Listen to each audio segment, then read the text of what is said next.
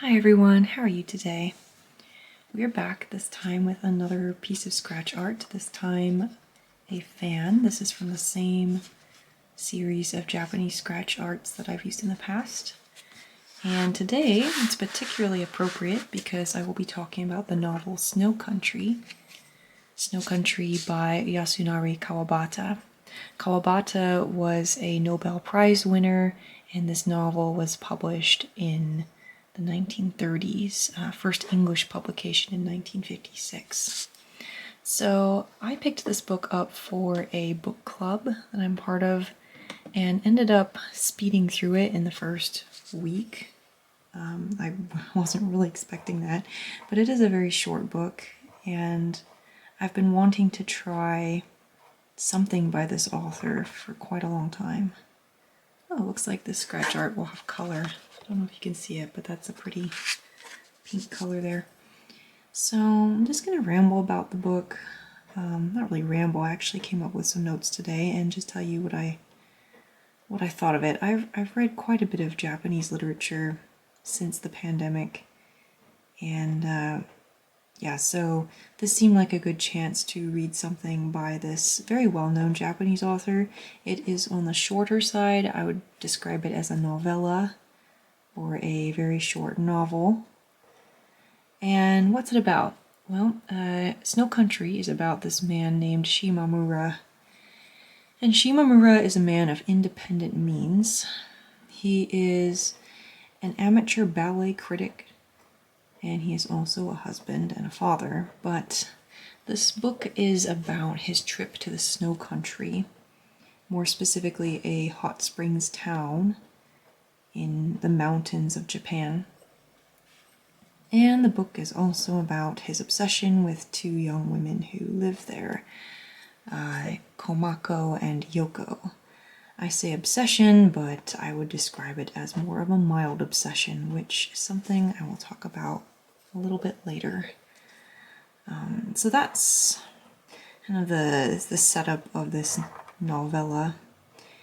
And I guess I'll just start by kind of addressing the elephant in the room. I don't really enjoy books about adultery. I don't enjoy romanticized portrayals of cheating in any way.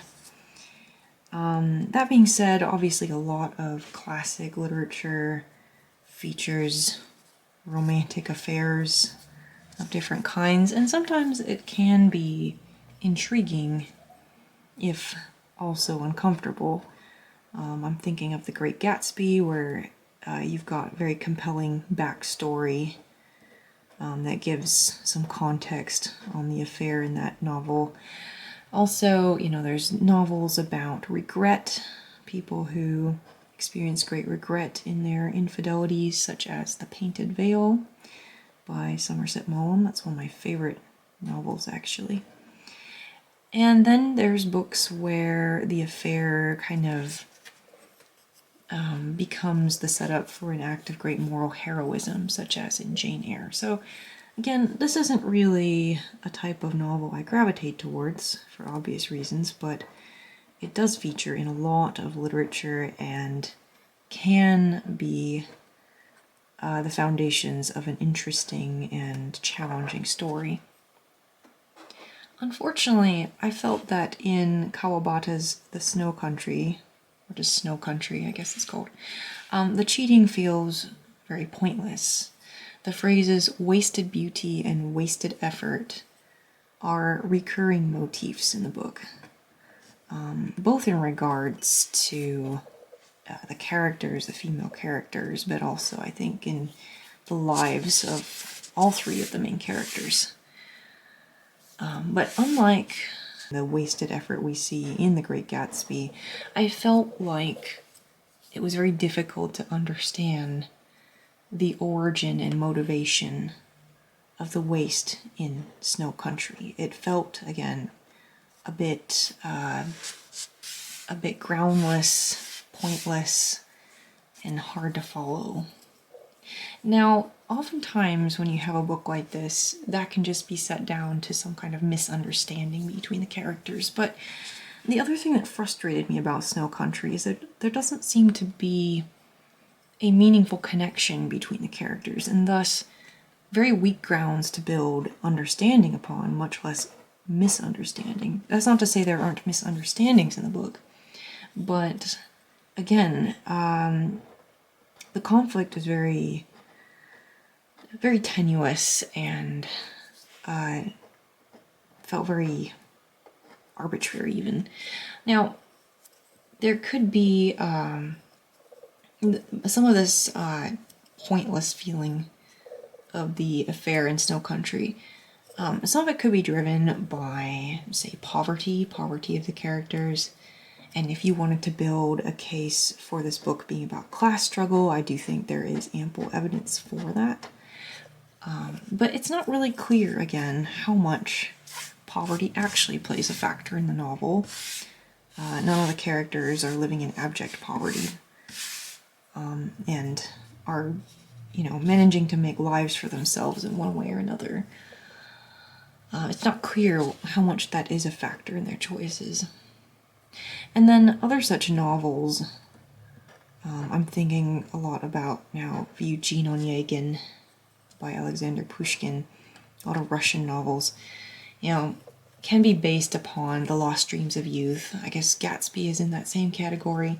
But in Snow Country, our main characters have just chanced upon each other like ships in the night.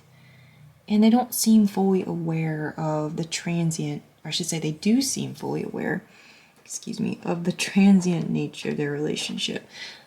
So they're not even really openly entering into an affair as such. It's just their relationship very much feels like, just incidental even. So that's kind of one of the big struggles I had with this book. And to just back up a little bit, I've read and enjoyed a lot of Japanese literature. Again, as I said earlier, I really got into Japanese literature during the pandemic.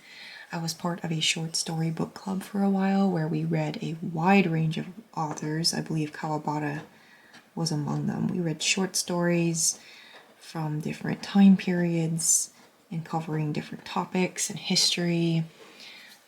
I discovered Shusaku Endo, the author of Silence, and other Catholic Japanese novels that I've really found to be compelling. And then two of my favorite novels in recent years have been by Natsume Soseki, namely The Gate and Kokoro. And I really loved both of those books. And something that really features in many of these Japanese novels is that gentle pacing, that understatement, generational dynamics, the changing from the old world to the new, especially books that take place at the end of the Meiji era and beginning of the Taisho eras, so like late 1800s to early 1900s. Very fascinating time in Japanese history, and many of these Japanese novels are just about that, and in some ways Snow Country is as well, because it's hinting at new technologies and new ways of living, and even hinting perhaps at independence of women, but still, because it takes place in this mountain village, it's also highly traditional. Generally I find these topics very interesting in Japanese novels, as well as just the general psychological complexity that so many of these authors spend a great deal of time building up. That being said, one of the things I have struggled with when reading Japanese literature is you often run into sexism, and this is by no means unique to Japanese literature. You can find it in literature from every nation and time period. But I find that it shows up surprisingly prominently in Japanese literature, even to this day. I mean, more specifically, I'm thinking of Murakami's works and how much I have struggled to get into his works because of that reason. Another book I read in the last year was In Praise of Shadows by Tanizaki, a book about design and aesthetics, which was in many ways an excellent read, but also, unfortunately, featured very blatant and blunt description of his sexist and racist views in regards to aesthetics and skin and things. So Snow Country kind of brought back this familiar bad taste in my memory of encountering these themes in other Japanese literature. And again, I don't know why this is. I'm not here to make any judgments or conclusions even about it. I'm not that well up in Japanese culture or literary standards, but it's something that comes up, and it's something I noticed quite a bit in this novel as well. Snow Country is ostensibly a book about a geisha, and it is. Komako, the main female character, is a geisha, and she has it's a role she sought out from a young age, and she is a very successful geisha. She goes to many parties. Her work is done on a contract basis, so she pretty much has to take up some amount of work to stay in the contract, but she also has some freedom to decide which parties she goes to and so on. And she spent some time in Tokyo, so she's from the countryside, but she's also somewhat urban in her tastes and ideas. So the book is about a geisha, but I don't feel like it's a book about a woman, and that's where this sometimes subtle, sometimes overt sexism comes in. The book is told from a third-person perspective, but primarily through the male character's eyes. And in this novel, we're presented with this picture of a body, a physical body, Komako's body, and a class of women, geishas. But I don't really feel like we ever got to know Komako. To kind of further this point, I had a great deal of difficulty early in the novel distinguishing between Komako and the other female character, Yoko, and I actually had to look up at one point the Wikipedia article for this book. Now, I don't know if that is a fault of the translation or just, my own ignorance and lack of ability to follow the story. But I was greatly confused, had to look up, okay, who's who here. So Komako is, again, the main geisha in the story. She's the sometime mistress of the protagonist. And then Yoko is the protagonist's new obsession. She is a random young woman he spies on the train, and he becomes enamored of her reflection in the window. And we really, again, know pretty much nothing about Yoko, the younger woman, apart from the fact that she is younger, more innocent, and demure. She's also very loyal to the man who is rumored to be Komako's fiancé. So not our main character, not Shimamura. There is another older gentleman who's rumored to be Komako's fiancé, but seems to be in somewhat of a closer relationship with Yoko. So clear as mud. I know. Now, throughout the novel, we do, again, learn a great deal about geishas' lives, but I just felt like, because of this underlying current of sexism, and not merely in the way women are described, but in the way we don't actually get to encounter Komako and Yoko as real characters, really get to know them apart from the perspective of this male character. I felt like, again, I was just encountering that side of Japanese literature I do not enjoy.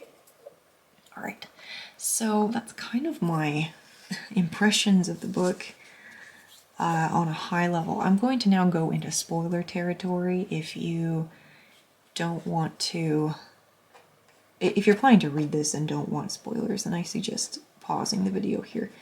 But I'm just going to keep going now and get into some more particulars about the book. So, going back to our main character, our male character, Shimamura. Now, he benefits at length from Komako's free spirit, we'll say. She ends up breaking her rules of conduct, her geisha rules, and voluntarily becomes his lover. Seeking out his company at all times of day and putting herself at something of her reputation and her employment at risk. And here's where I'll go back to saying Shimamura is only mildly obsessed with these women. He does not seem to love Komako, nor really appreciate the risk she's taking. He seems to lose interest in her as soon as she pursues him and starts gaining more interest in Yoko, who does not pursue him. Shimamura's former covetousness of Komako's cleanliness, which she has a peculiar interest in, seems to evaporate once she is his conquest. He even has the audacity to scold her for not being loyal to her man. Again, if you're getting lost, Komako is supposedly engaged to this other older man that Yoko is taking care of. But her man isn't even her man, as it turns out. She did take up geisha work to support his medical bills, as we find out, but does not seem to have a lasting relationship with him in any meaningful way. So this Shimamura is the chief of hypocrites, and it just, again, is really unfortunate that we only get to know Komako through his eyes. She is a ghost of flesh, of course.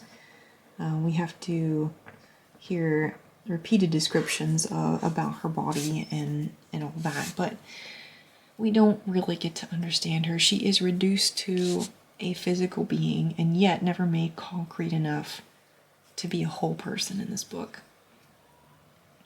And it really got me thinking about the plight of women in this time period and many time periods past, which is not to say she has zero agency. I think she has some amount of agency, but again, one wonders, if she had had the kind of prestigious lifestyle that Shimamura has, could she have made a better life for herself that did not require this kind of lifestyle? At times, Shimamura compares Komako to a proper housewife, air quotes, and he views Yoko through the same lens when she is caring for the ailing old man. I just remembered his name. His name's Yukio. But he's hardly in the book, so it's mostly centered on these three characters. I think there is perhaps in this portrayal a subtle reflection on how Shimamura treats his own wife and children, who are hardly present in the book at all. I'm just going to read this excerpt that's towards the end of the novel. He had stayed so long in the mountain country that one might wonder whether he had forgotten his wife and children. He stayed not because he could not leave Komako, nor because he did not want to. He had simply fallen into the habit of waiting for those frequent visits. And the more continuous the assault became, the more he began to wonder what was lacking in him, what kept him from living as completely. He stood gazing at his own coldness, and so on and so on. I guess that's the other thing that really irritated me about this novel, is the fact that as time goes on, it's implied that Shimamura loses his agency and that Komako is just, as the wording here is, assaulting him, not physically, but just the assault of, her attention, her pursuit of him. And given the fact that he has the ability to remove himself from the place at any time, I think that's a bit silly. He's very delusional. Both characters are quite delusional. I'd say if they have a connection of any, substantial effect, it's that they both live in a world of delusions. Komako happily talks about movies she has never seen. He, talks about ballets he's never seen. She often comes to him deliriously drunk. She claims to be autonomous, but there's little traces of that, little traces of evidence of it in her life. And, you know, Shimamuro has this romanticized image of the countryside. You know, he talks about sending his garments to the mountainside to be bleached in the sun, and has this very poetic idea of what that's like and everything. But he sends it off through some agency, and he doesn't know how it actually happens. Like, he doesn't know if it actually happens at all. So he's kind of obsessed with illusions, ideas of things, and I think that's kind of where his attachment to these women comes from. I would say this is a pretty early example of, you know, parasocial relationships. Today we might say, you know, his relationship to these women is very much like someone's relationship to celebrities. But in this case, it's very much a self-imposed parasocial relationship that he has sought out. And honestly, if I had to sum it up in one phrase, I think the relationships in this book are purely vibes-based, making it hard for me to care. Again, there's all the components of a great novel here. I think so much more could have been explored through the eyes of the female characters. And even if not that, I think we could have at least had a clearer conflict, stronger relationships, and, you know, I did enjoy the nature writing quite a lot. I thought the nature writing was vivid and beautiful. I was reminded in many ways of Ice by Anna Kavan. But unlike Kavan's novel, which, you know, it's a brutal book, but you do get those strong relationships and more clarity on what ties the characters together. I think that here, this novel doesn't really go there, and even these moments of Shimamura's self-reflection, they're never fully developed, they're never fully realized. We get led to the water, but we never drink. And the narrator rarely, the third person narrator that is, rarely steps in to further that. So again, very vibes-based relationships, and a novel that's not so much subtle as just, I'd say, underdeveloped. The book feels, if anything, like a slice of life. But if it is a slice of life, it's that of 3 very unpleasant lives. And I found myself growing increasingly frustrated throughout the book, and certainly finished it because it is so short, but again, I was very disappointed, I guess, and don't feel like I've had the best introduction to this author, so that's a bit of a long ramble on Snow Country, but it certainly, you know, I feel like the last couple of books I read have been ultimately disappointing, but this one perhaps a bit more thought-provoking in some ways than Storm, or maybe I should say in different ways. Anyways, I hope this review was helpful to someone. I'm sure if you have read the novel, you'll share your thoughts with me, and if there's another novel by Kawabata you'd recommend, please let me know. I've heard better things about other novels of his. I think it's called Thousand Cranes. There's another one that I think might be more to my liking. So thanks for watching, and I'll see you next time.